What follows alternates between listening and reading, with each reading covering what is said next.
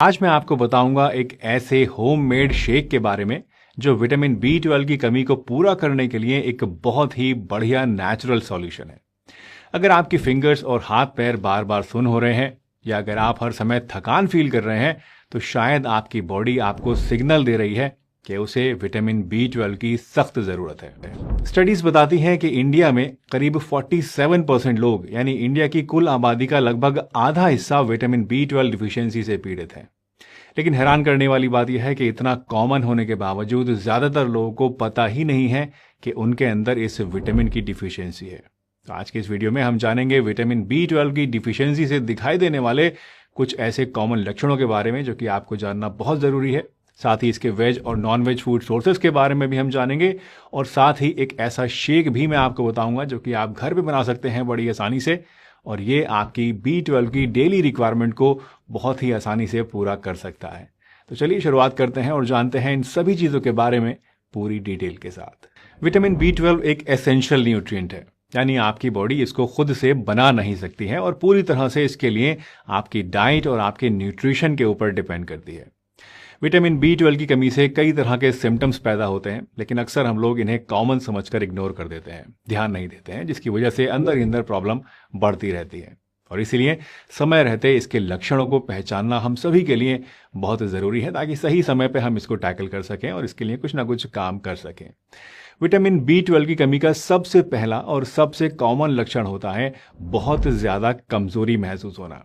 अगर आप दिन भर थका थका फील करते हैं, सारी रात सोने के बावजूद आपकी नींद पूरी नहीं होती है, सारा दिन सुस्ती आपको रहती है, तो ये विटामिन B12 की डिफिशियंसी का एक बहुत ही मेजर सिग्नल है जो बहुत कॉमनली देखा जाता है। दूसरा कॉमन लक्षण है हाथ और पैरों के अंदर झंझनाहट, चींटी चलने जैसा सेंसेशन होना और छोटी छोटी सुइयां जैसे चुभना महसूस होना।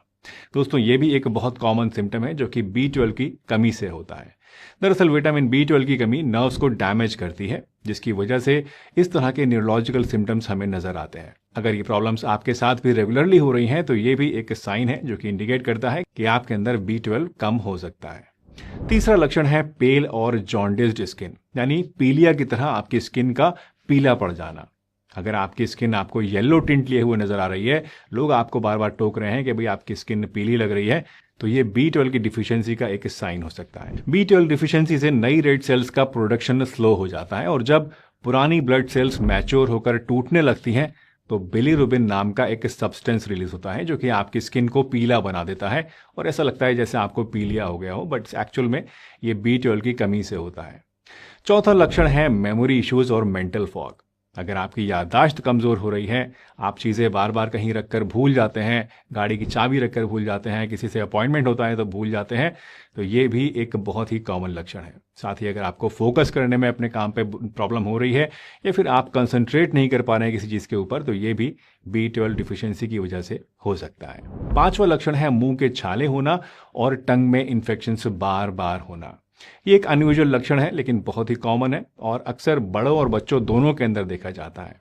B12 की कमी से टंग रेड और सोर हो जाती है और माउथ के टिश्यूज जो हैं वो वीक हो जाते हैं, जिसकी वजह से बार बार मुंह में छाले होने लगते हैं, जबान में इन्फेक्शन होने लगता है। दोस्तों, ये सिम्टम्स आपके लिए एक वार्निंग साइन की तरह होते हैं जिनको आपको बिल्कुल भी इग्नोर नहीं करना चाहिए। अगर आप इस तरह के लक्षण को नोटिस करते हैं तो एक सिंपल सा ब्लड टेस्ट आप जरूर करवा लीजिए ताकि अपने B12 के लेवल्स के बारे में आप जान पाएं। खासतौर से अगर आप प्योर वेजिटेरियन हैं या फिर वीगन हैं या फिर अगर आपकी उम्र 50 साल को पार कर चुकी है या फिर आपको पेट से रिलेटेड कोई भी प्रॉब्लम है जैसे कि क्रॉन्स डिजीज या सीलिएक डिजीज या फिर इंडाइजेशन वगैरह रहता है, तो ऐसे केसेस में तो आपको और भी ज़्यादा सतर्क रहने की ज़रूरत होती है क्योंकि ऐसे लोगों में B12 की डिफिशियंसी होने का रिस्क सबसे ज़्यादा होता है।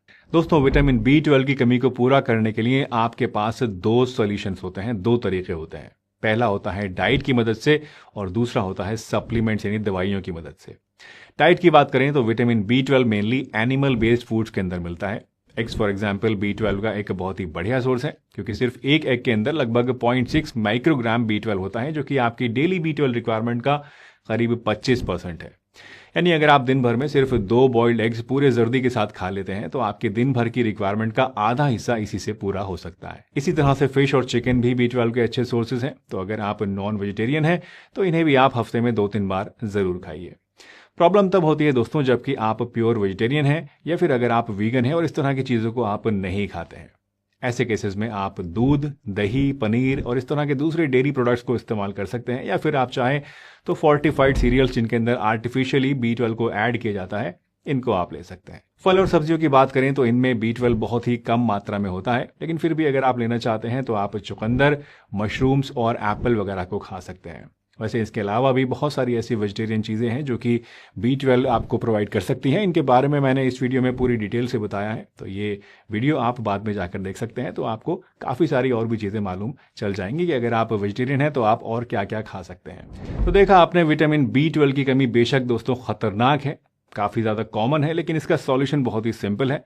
बस अपनी डाइट को थोड़ा सा इंप्रूव कर लीजिए और अपने हेल्थ सिग्नल्स को इग्नोर मत कीजिए और ज़रूरत पड़ने पर सप्लीमेंट्स भी ले लीजिए।